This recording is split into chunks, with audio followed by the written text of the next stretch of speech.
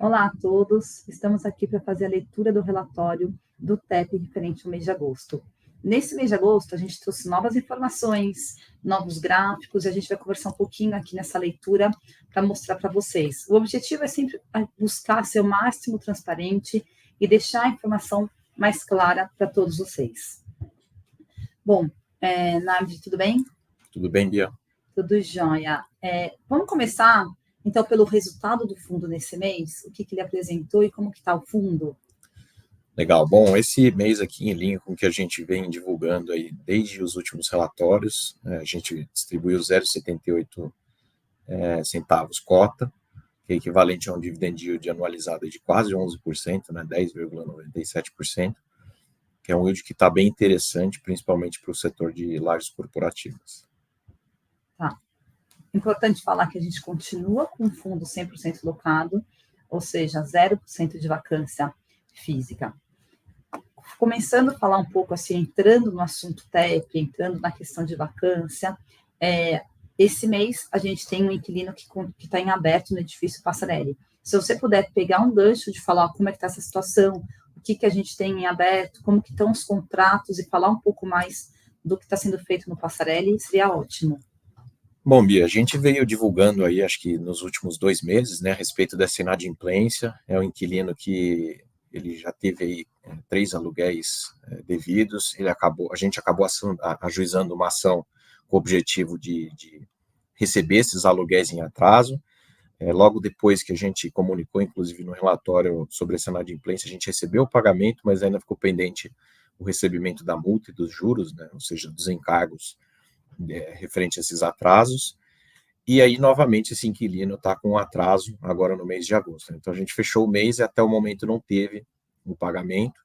É uma inadimplência que a gente até explica, né? A gente montou um gráfico adiante no relatório da receita potencial, que não chega nem a 1 centavo na distribuição do fundo, mas claro, né? A gente incluiu esse valor em aberto na ação que está em andamento, de forma que a gente vai tentar reaver da forma mais rápida possível e da mesma forma que a gente também está em contato direto com o inquilino aqui, tentando resolver essa questão da inadimplência. Importante falar que assim, o Passarelli é um prédio que ele está indo super bem no nosso portfólio. Quem acompanhou aí os últimos 4, 5 relatórios do fundo, a gente sempre vem divulgando ali pontualmente as revisionais, porque a gente tem períodos que são dentro do contrato de locação e que a gente pode verificar se o contrato de locação está dentro dos parâmetros vigentes de mercado. E o Passarelli foi um prédio especificamente que a gente teve que fazer muitas concessões, né? Ou seja, lá na época da pandemia, a gente chegou a ficar com uma vacância no prédio, então a gente fez locações em valores mais baixos e agora a gente está trazendo de volta para a realidade. Então, a gente divulgou só no Passarelli aí, ao longo desses últimos meses aqui, 4 revisionais. Então, a gente veio divulgar mais um aqui, que a gente aumentou ali o valor em 38%, né, 38,2%. E um dado interessante que esse foi muito alto, mas fazendo uma média dos 4 contratos que a gente revisionou, somente aí nesses últimos 6 meses, a gente teve um incremento de quase 27% no valor de locação desses 4 contratos combinados. A gente, obviamente, já veio explicando que essas revisões de aluguel elas vão acontecendo ali de forma gradual, né, gente, para não dar um impacto direto no fluxo de caixa do inquilino, mas é algo que não é de longo prazo nem de médio prazo. São concessões de curto prazo e que, invariavelmente, ali elas vão chegar num resultado ali de 1 centavo adicional de distribuição no fundo quando esses descontos totais caírem. Então, a gente está tendo muito sucesso nessas renegociações de contrato. Da mesma forma que a gente renegocia, a gente também está estendendo o prazo contratual, que é importante. Então, a gente aproveita do momento aí para fazer contrapartidas adicionais. E também estamos trabalhando algumas melhorias no prédio. Então, a gente também já veio sempre colocando de forma bem transparente as ações que a gente está trabalhando no Passarelli, em outros edifícios do portfólio. No Passarelli, a gente já está terminando ali a pintura da garagem. Eu acho que a gente brinca, né, que a garagem, ela também é a porta de entrada do prédio, né, porque muitas pessoas chegam de carro. Então, é sempre bom você ter uma garagem que está bem cuidada. A gente está terminando ali a pintura em epóxi do piso. Então, realmente, você entra num prédio que tem uma atmosfera de um prédio novo. tudo isso acaba agregando para o inquilino, para o ocupante no fim do dia. O que é importante falar, que você falou, pegar um gancho no que você falou, que quando a gente estende o contrato do inquilino, a gente aumenta o volt do fundo, e isso fica de uma forma mais tranquila, o prazo mais longo, né? Então, assim, é bem importante isso. Não, e essas melhorias que você falou da porta de entrada, a gente também tem feito uma série de melhorias no FL 1355, que é o da Faria Lima, né? Que a gente entrou já bem atuante, principalmente nesse mês de agosto, né? Sim. É uma aquisição que a gente concluiu ali em março, ou seja, está aí dentro de casa, dentro do fundo, há pouco mais de 5 meses. Então, todos sabem aqui que a impressão da nossa tese ela não é imediatista, ela tem que seguir uma série de etapas. A melhor forma de se começar um trabalho, na verdade, é arrumar a casa. Antes mesmo de querer fazer um monte de investimentos, a gente precisa entender as contas do condomínio. Nossa gestão é 100% ativa nesse ponto, então a gente assume o papel de síndico de verdade do prédio, né? Não, obviamente, no dia a dia do prédio, mas a gente entra em detalhe de todas as contas, da parte operacional do prédio, o que está funcionando. A gente fez a troca da administradora, então, recentemente, e um ponto que chamou muito a nossa atenção quando a gente fez o diagnóstico do prédio para fazer a aquisição era o valor do condomínio. Então, agora a gente está trabalhou essa primeira etapa, que foi mudar a administradora, ou seja, trazer uma administradora que ela já tem os valores mais alinhados com o que o fundo busca, ou seja, excelência operacional com eficiência de custo. Esse é o principal ponto que a gente sempre quer trazer para dentro dos nossos prédios. E a gente já identificou ali um potencial de redução na cota condominial, que não vai levar muito tempo para se atingir, né, em que a gente vai revisar os escopos do prédio, escopos de atuação, inclusive, de algumas equipes, revisão de contratos que às vezes estavam há muito tempo dentro do condomínio, que não foram revistos. Então, a gente já identificou ali uma oportunidade de reduzir o condomínio em até 28,5%. E é bom explicar o porquê que é importante ter o condomínio barato. Porque, no fim, o condomínio quem paga também é o inquilino, né?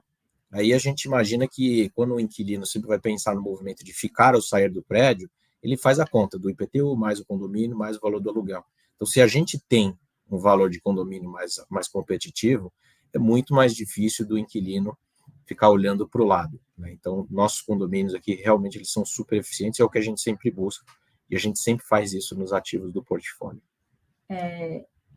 E só lembrando que o FL está 100% ocupado, o prédio inteiro, né? A parte do TEP está ocupada, mas o TED é 100% ocupado, mas isso realmente é um atrativo. E a gente viu muito isso no Torre Sul, que o nosso condomínio ali na região é o mais em conta, e a gente oferece uma série de serviços também. Na arte, agora a gente vai entrar especificamente, a gente nunca faz isso, mas a gente vai entrar especificamente no gráfico 9 da página 9 do relatório, que ele fala quais são as obrigações e os recebimentos que a gente tem. Por que a gente vai explicar de uma forma que a gente nunca fala tão detalhado no gráfico? Porque esse gerou muito questionamento das nossas vendas e das nossas aquisições. Então, só lembrando, vendemos o São Luís, compramos o FL 1355 e compramos o edifício GPA. Qual que é o cenário hoje do TEP, olhando todas essas mudanças que foram feitas? Esse gráfico, Bia, acho que é importante porque, como você disse, gerou alguns questionamentos e eu acho que é super válido. A gente sempre quer ser transparente com os investidores, então a gente colocou de uma forma bem didática ali tudo que a gente tem a receber e o que a gente tem a pagar. Então, como você disse, quando você soma o valor da venda do condomínio São Luís e você deduz o que a gente pagou no Faria Lima 1355 e no Pão de Açúcar, o valor supera. Né? Por quê? Porque parte do que a gente tinha da venda do São Luís foi ganho de capital, então a gente não pode reciclar esse dinheiro. Né? A gente fez um trabalho de encaixar fluxos, então tudo, como a gente vendeu parcelado, a gente acabou fazendo 2 compras parceladas. O principal ponto é que a gente acabou tendo um valor que superava, né, o valor que a gente ia receber do São Luís. Então a gente tem, na verdade, um desencaixe projetado de fluxo de caixa, e é o único dentro desse prazo de 2 anos, em que a gente termina de liquidar as aquisições, em que a gente que a gente precisa de recurso adicional. Então, quando a gente fez essa aquisição lá atrás, é importante dizer isso. A gente sempre olha os cenários que podem acontecer. Como é que a gente vai pagar isso? Né?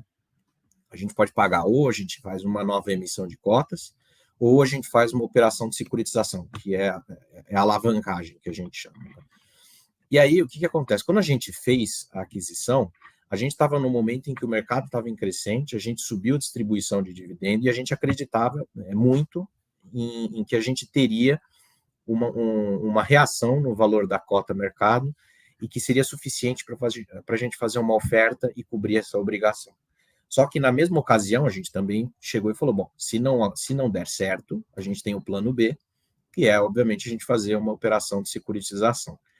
E nessa ocasião, a gente já teve indicativos do que poderia ser uma taxa de financiamento que a gente tomaria com a natureza do contrato, né, ou seja, um contrato atípico, e com o rating do inquilino, que é o Pão de Açúcar, que é um rating bem elevado. Então, lá atrás a gente já tinha indicativos, né, term sheets, em que o valor a taxa de juros da operação ela seria inferior ao cap de aquisição, ou seja, o carrego ele é positivo. A gente, obviamente, quer tentar manter o nível aqui de alavancagem do fundo sob controle. A gente tem bastante folga ali de caixa, inclusive vai ficar bem fácil de se ver nesse gráfico que a gente incluiu.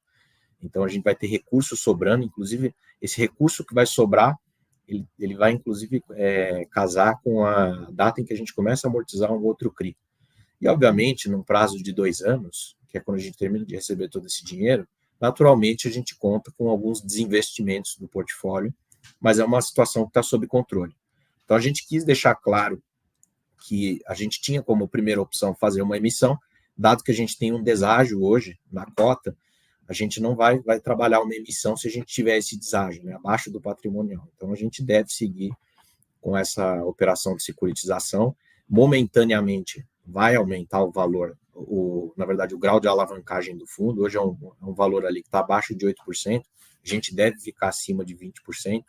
É um percentual que a gente já trabalhou lá atrás, então a gente sabe que ele vai momentaneamente aumentar e depois, como vai dar para ver, inclusive no próprio relatório, a gente vem caindo. Então, tudo foi bem pensado e para deixar claro isso, inclusive, para quem está lendo nosso relatório, que a gente deve seguir esse caminho da securitização. O nosso guidance de distribuição, tudo que a gente divulga, né, quanto que vai se distribuir, inclusive até o fim do primeiro semestre do ano que vem, a gente considera um cenário em que a gente ia captar esse recurso, ou seja, fazer uma oferta, a gente ia ter os custos inerentes à oferta, e aí sim a gente ia ter a distribuição. O ponto é que, como a securitização ela tem uma taxa de juros possivelmente abaixo do nosso cap de entrada, a gente não vai ter um impacto inicial ali no nosso resultado do fundo. Tá? Então, a despesa financeira que vai se gerar, ela vai ser muito equivalente a uma diluição que a gente teria natural de retorno em função de uma nova oferta. Então, só para deixar claro, assim que a gente, de fato, concluir, até porque assim, a gente deixa em aberto, até porque pode mudar o mercado de uma hora para outra. Pode ser que o mercado melhore e a gente consiga fazer uma oferta e, com isso, captar o recurso. Mas a gente deixa já direcionado aqui que o caminho que a gente deve tomar é de fazer essa operação de securitização. Não, perfeito. Então, assim, temos a parcela de dezembro, então a gente está vendo esses dois cenários. Mas estamos mais... Hoje seria uma emissão. Mas se o mercado melhorar, se a cota chegar ao patrimonial, tiver apetite, é possível uma captação. Tá? Então, é só para deixar bem claro, porque isso sempre gera dúvidas, questionamento, como vocês vão fazer, considerando tudo isso que você falou. E que esse mês de agosto a gente recebeu uma parcela da venda do condomínio São Luís, que foi de aproximadamente 11 milhões e 18 mil reais. Uhum. Que gerou uma distribuição, né, um ganho de capital de aproximadamente 1.944.000. Como que fica isso mesmo que você falou, como que fica as outras parcelas que a gente tem para receber em 2025 e 2026, ou seja, a gente vai ter ainda recebimento do condomínio de São Luís, e qual que é a expectativa de distribuição considerando esse cenário? Você já falou um pouco, você pegou um gancho agora, mas só do tipo, recebemos uma parcela em agosto, temos ainda para receber em fevereiro 25, fevereiro 26. Como que fica a nossa distribuição? Eu acho que quando você olha no nosso relatório, a gente põe a demonstração de resultados do mês. A gente tem resultado acumulado, então, a ser distribuído, né, até para a gente manter as distribuições num patamar um pouco mais elevado. Então, a gente teve esse elemento do ganho de capital, que, assim, dentro da totalidade que foi apurada, né, quando a gente vendeu, que foi muito mais próximo de 30 milhões no total, a gente já recebeu a primeira perna do ganho de capital logo que a gente recebeu a primeira parcela, lá em fevereiro, tanto que a gente distribuiu aí dentro do primeiro semestre, e agora a gente recebeu uma segunda parcela, mas o ganho de capital dessa segunda parcela era pequeno. Então, a gente, ele acaba entrando ali dentro do nosso resultado, e a gente vai trabalhar isso aqui para manter as distribuições de uma forma mais flat, em que você não tem muita oscilação. Já no primeiro semestre do ano que vem, vai ficar muito mais fácil de você entender. A gente faz essa subida já também de distribuição no primeiro semestre, também muito em função de um ganho de capital que a gente vai ter. Então, assim, da mesma forma que a gente vem pontuando que o recorrente do fundo vem aumentando por renovações e revisões de aluguel, a gente também tem elementos de ganho de capital que vão fazer com que a gente tenha uma distribuição maior. Mas, como eu disse, nossa perspectiva aqui é sempre, conforme forem passando os meses, a gente vai abrir na projeção adiante, né? Mas a gente deve seguir ali o primeiro semestre de 25 também na faixa ali muito mais próxima dos 90 centavos, como a gente vem divulgando aqui os 89 centavos. Esse é um ponto importante porque, dado que os próximos ganhos de capital são mais elevados, então a gente deve manter esse resultado um pouco mais elevado durante um tempo.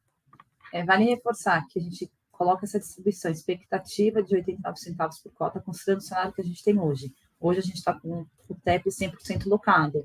Então, qualquer eventualidade, qualquer mudança de mercado, mas cenário de saída de inquilinos pode sofrer uma alteração. Tá? Então, é uma expectativa e que a gente tem de ser o mais transparente possível.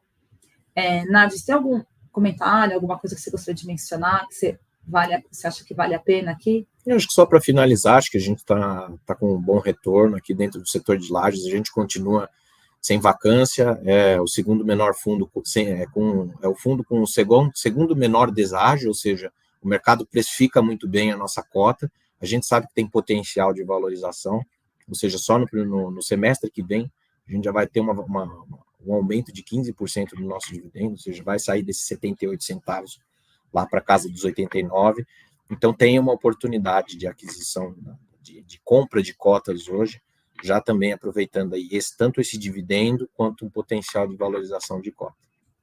Super importante isso, porque todo mundo, agora vale a pena comprar quando tem esse deságio, né? Então, esse 8% mais ou menos de deságio vale a pena comprar hoje, considerando todo esse cenário que a gente falou de distribuição futura, que é importante sempre olhar o longo prazo. Bom, obrigada, Nardi. Acho que fica aqui o nosso e-mail de contato, ri@telos.com.br. Qualquer dúvida que vocês tiverem, a gente está à disposição. Obrigada. Obrigado.